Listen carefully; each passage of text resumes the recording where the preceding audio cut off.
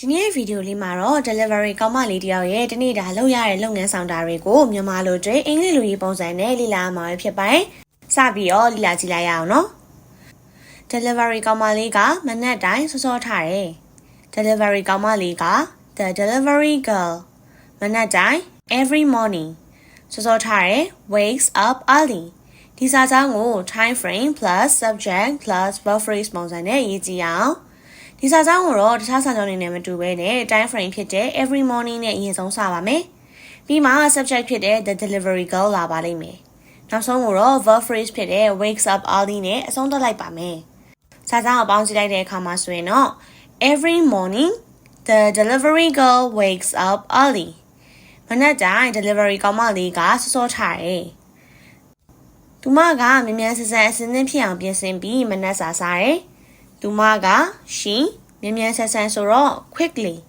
အသစ်ဖြစ်အောင်က gets ready ပြီးတော့ and မနက်စာက breakfast စားတယ် eats ဒါဆိုရင်တော့ဒီစာကြောင်းကို subject phrasal verb adverb conjunction verb object ပုံစံနဲ့ရေးကြည့်အောင်ပထမဆုံး subject ဆိုတော့ she phrasal verb ကတော့ gets ready adverb ကကြတော့ quicklyစာကြောင်းနှစ်ကြောင်းကိုပေါင်းပြီးတော့ပြောထားတာဆိုတော့ conjunction ဖြစ်တဲ့ and နဲ့ဆက်မယ်ပြီးတဲ့အခါမှာတော့ verb ဖြစ်တဲ့ eats လာပါလိမ့်မယ်နောက်ဆုံး object ကတော့ breakfast ဆိုတော့စာကြောင်းကြောင်းလုံးကိုပေါင်းလိုက်မယ်ဆိုရင် she gets ready quickly and eats breakfast သူမကမြန်မြန်ဆန်ဆန်အစင်းသင်းဖြစ်အောင်ပြင်ဆင်ပြီးမနက်စာစားတယ်ပြီးတော့သူမက delivery company ကိုအလုပ်လုပ်ဖို့ဦးတည်ပြီးသွားတယ်ပြီးတော့ then သူမက she delivery company ကို at the delivery company အလုပ်လုပ်ဖို့ to work ဦးတည်သွားတယ် heads ဒီစာကြောင်းကိုတော့ adverb subject verb prepositional phrase ပုံစံနဲ့ရေးကြည့်ရအောင် prepositional phrase ကနှစ်ခုဖြစ်နေတဲ့အတွက်ကြောင့်မို့သေချာလိုက်ပြီးတော့ကြည့်ပေးပါဒီစာကြောင်းကတော့ထူးထူးဆန်းဆန်း adverb ဖြစ်တဲ့ then နဲ့စပါတယ်ပြီးမှ subject ဖြစ်တဲ့ she လာတယ် verb ကကြတော့ heads verb ပြီးတဲ့အခါသူ့နောက်ကနေပထမဆုံး prepositional phrase တစ်ခုဖြစ်တဲ့ to work လာပါတယ်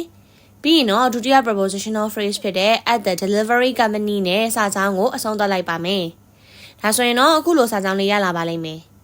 then she heads to work at the delivery company ပြီးတော့သူမက delivery company ကိုအလုပ်လုပ်ဖို့အတွက်ဦးတည်ပြီးသွားတယ်သူမကသူ့ရဲ့တနေ့တာကို delivery ပစ္စည်းစည်းရင်းစစ်ဆေးရနဲ့စတယ်သူမက she သူမရဲ့တနေ့တာကို her day delivery ပစ္စည်းစည်းရင်းကိုစစ်ဆေးတာဆိုတော့ by checking her delivery schedule စတင်နဲ့ starts ဒီစာကြောင်းကိုတော့ subject verb object prepositional phrase ပုံစံနဲ့ပဲရေးကြည့်အောင် subject ကတော့ she verb ကကြတော့ starts ပြီးတော့ her day ဆိုတဲ့ object လာမယ်နောက်ဆုံးမှာတော့ prepositional phrase ဖြစ်တဲ့ by checking her delivery schedule ဆိုတာကိုတွေ့ရပါလိမ့်မယ်ဒီတော့စာကြောင်းအပြည့်စုံက she starts her day by checking her delivery schedule သူမကသူမရဲ့တနေ့တာကို delivery ပစ္စည်းစည်းရင်းစစ်ဆေးရနဲ့စတင်နေသူမကသူ့ရဲ့ delivery ကားပေါ်ကိုအထုပ်ပိုးတွေတင်နေသူမက she သူမရဲ့ delivery ကားပေါ်ကို into her delivery van အထုပ်ပိုးတွေကိုဆိုတော့ packages တင်နေ loads ဒီစာကြောင်းကိုတော့ subject verb object prepositional phrase ပုံစံနဲ့ရေးကြည့်အောင်ပထမဆုံး subject က she verb ကတင်သည်ဆိုရဲ loads ပြီးတော့ object ဖြစ်တဲ့ packages ကိုထည့်မယ်ပြီးရင်တော့ prepositional phrase ဖြစ်တဲ့ into her delivery van ကိုဆက်ပြီးရေးလိုက်ပါဒါဆိုရင်တော့စာကြောင်းလေးကအခုလိုပဲဖြစ်သွားပါလိမ့်မယ် she loads packages into her delivery van သူမကသူမရဲ့ delivery ကားပေါ်ကိုအထုပ်ပိုးတွေတင်နေသူမကအိမ်တွေနဲ့လုပ်ငန်းတွေစီကိုအထုပ်ပိုးတွေပို့ပေးတယ်သူမက she အိမ်တွေနဲ့လုပ်ငန်းတွေကိုဆိုတော့ to homes and businesses အထုပ်ပိုးတွေက packages ပို့ပေးတယ် delivers ဒါဆိုရင်ဒီစာကြောင်းကိုတော့ subject verb object prepositional phrase ပုံစံနဲ့ရေးကြည့်အောင် subject ကတော့ she verb ကကြတော့ delivers object ကတော့အထုပ်ပိုးတွေဆိုရဲ packages နောက်ဆုံးဖြစ်တဲ့ prepositional phrase ကတော့ to homes and businesses ဒီတော့စာကြောင်းအပြည့်စုံက she delivers packages to homes and businesses သူမကအိမ်တွေနဲ့လုပ်ငန်းတွေစီကိုအထုပ်ပိုးတွေကိုပို့ပေးတယ်တခါတလေသူမကလိပ်စာအမှန်ရှာဖို့လေလိုအပ်တယ်တခါတလေဆိုတော့ sometimes သူမက she လိပ်စာအမှန် the right address ရှာဖို့ဆိုတော့ to find လိုအပ်တယ် needs ဒီစာစမ်းကိုတော့ adverb subject verb infinitive phrase object ပုံစံနဲ့ရေးကြည့်အောင်သူကတော့ adverb ဖြစ်တဲ့ sometimes နဲ့အရင်စပါမယ်ပြီးမှ subject ဖြစ်တဲ့ she လာမယ် verb ကကြတော့ needs infinitive phrase ကတော့ to find နောက်ဆုံး object ကကြတော့ the right address ဒီစာစမ်းကိုပေါင်းလိုက်မယ်ဆိုရင်တော့ sometimes she needs to find the right address တခါတလေသူမကလိပ်စာအမှန်ရှာဖို့လေလိုအပ်တယ် customer တွေကသူတို့ရဲ့အထုပ်ပိုးတွေကိုလက်ခံရရှိတဲ့အခါပုံမှန်အားဖြင့်ပျော်ရွှင်ကြတယ် customer တွေက customers သူတို့ရဲ့အထုပ်ပိုးတွေကိုရရှိတဲ့အခါဆိုတော့ to receive their packages ပုံမှန်အားဖြင့်ဆိုတော့ usually ပျော်ရွှင်တာက happy ဖြစ်တယ် are ဒီစာဆောင်မှာတော့ subject verb adverb adjective infinitive phrase ပုံစံနဲ့ရေးကြည့်အောင်ပထမဆုံး subject ဆိုတော့ customers verb ကတော့ are adverb ကကြတော့ usually ပြီးရင်တော့ adjective ဖြစ်တဲ့ happy ကိုထည့်မယ်နောက်ဆုံး infinitive phrase ကကြတော့ to receive their packages ဆိုတော့စာကြောင်းလုံးကိုပေါင်းလိုက်မယ်ဆိုရင် customers are usually happy to receive their packages customer တွေကသူတို့ရဲ့အထုပ်ပိုးတွေကိုရရှိတဲ့အခါပုံမှန်အားဖြင့်ပျော်ရွှင်ကြတယ်အခြေအနေပေါ်မူတည်ပြီးသူမကလေးလံတဲ့ပါစေတုပ်တွေကိုလည်းတည်ရတယ်အခြေအနေပေါ်မူတည်ပြီးဆိုတော့ occasionally သူမက she လေးလံတဲ့ပါစေတုပ်တွေကို heavy parcels တည်ရတယ် has to carry ဒီစာကြောင်းကိုတော့ adverb subject verb object ပုံစံနဲ့ရေးကြည့်အောင်သူကလည်း adverb ဖြစ်တဲ့ occasionally နဲ့အရင်ဆုံးစပါတယ် subject ကကြတော့ she verb ကတော့ has to carry နောက်ဆုံးကိုတော့ object ဖြစ်တဲ့ heavy parcels နဲ့ပိတ်လိုက်မယ်ဒါဆိုရင်တော့အခုလိုစာကြောင်းလေးရလာပါလိမ့်မယ် occasionally she has to carry heavy parcels အခြေအနေပေါ်မူတည်ပြီးသူမကလေးလံတဲ့ပါစေတုပ်တွေကိုလည်းတည်ရတယ်တနေ့ကုန်လုံးသူကရက်ကွက်အမျိုးမျိုးကိုကားမောင်းသွားရတယ်တနေ့ကုန်လုံးဆိုတော့ throughout the day သူမက she ရက်ကွက်အမျိုးမျိုးကို to different neighborhoods ကားမောင်းသွားရတယ် drives ဒါဆိုရင်တော့ဒီစာကြောင်းကို introductory phrase subject verb prepositional phrase ပုံစံနဲ့ရေးကြည့်အောင်ပထမဆုံးလာတဲ့ introductory phrase က throughout the day subject ကတော့ she verb ကကြတော့ drives နောက်ဆုံးမှာတော့ prepositional phrase ဖြစ်တဲ့ to different neighborhoods ကိုတွေ့ရပါလိမ့်မယ်စာကြောင်းပြည့်စုံကတော့ throughout the day she drives to different neighborhoods တနေ့ကုန်လုံးသူကရက်ကွက်အမျိုးမျိုးကိုကားမောင်းသွားရတယ်သူမကားမောင်းနေတော့မှတချင်းဒါမှမဟုတ်ရေဒီယိုနားထောင်နေသူမက she ကားမောင်းနေတော့မှ while driving တချင်းဒါမှမဟုတ်ရေဒီယိုကိုဆိုတော့ to music or the radio နားထောင်တယ် listens ဒီစာကြောင်းကို subject verb object adverbial phrase ပုံစံနဲ့ရေးကြည့်အောင်ပထမဆုံးတော့ subject က she verb ကတော့နားထောင်နေဆိုရဲ listens object ကတော့ to music or the radio ပြီးရင်တော့ adverbial phrase ဖြစ်တဲ့ while driving ကိုရေးလိုက်ပါ she listens to music or the radio while driving သူမကကားမောင်းနေတော့မှတချင်းဒါမှမဟုတ် radio ကိုနားထောင်နေ delivery ကောင်မလေးကခဏအနားယူတယ် delivery ကောင်မလေးက the delivery girl ခဏနားတာဆိုတော့ short breaks ယူတယ် takes ဒီစာကြောင်းကိုတော့ subject verb object ဆိုရဲရိုးရိုးပုံစံလေးနဲ့ပဲရေးကြည့်အောင်ပထမဆုံးတော့ subject က the delivery girl verb က UD ဆိုရဲ takes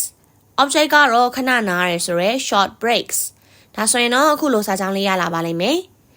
The delivery girl takes short breaks delivery ကောင်မလေးကခဏအနားယူတယ်ရေဓာတ်ပြေဝနေအောင်သူမကရေတောက်တယ်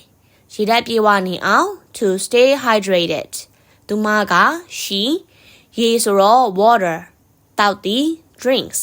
ဒီစာကြောင်းလေးကို subject verb object infinitive phrase ပုံစံနဲ့ရေးကြည့်အောင်ပထမဆုံးတော့ subject က she verb ကကြတော့ drinks ပြီးရင်တော့ water ဆိုတဲ့ object လာမယ်